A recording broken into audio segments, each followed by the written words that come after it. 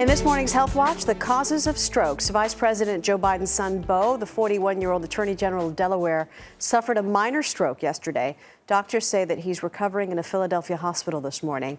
So how does this happen to someone so young?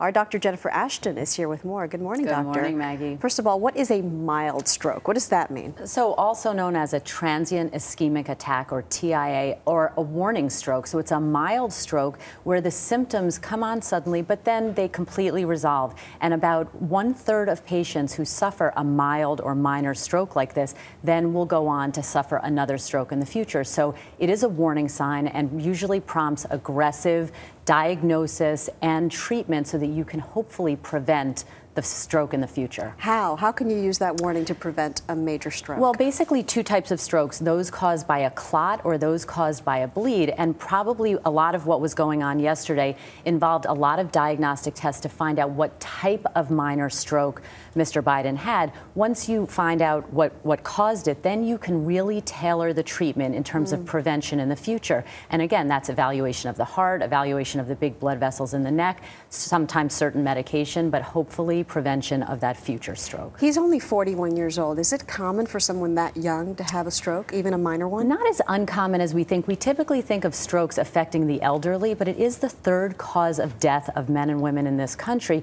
And to look at the numbers from 2006, which is the last time the American Heart Association put out these numbers, there were about 2.5 million strokes in men in 2006, 2.3% of which occurred in non-Hispanic white men over the age of 20. So you're talking about 60,000 people a year. You know, that's a lot of people. We talked about this just recently. The warning signs or the symptoms that you've had a stroke, if it's minor, are the same as if you've had a major stroke?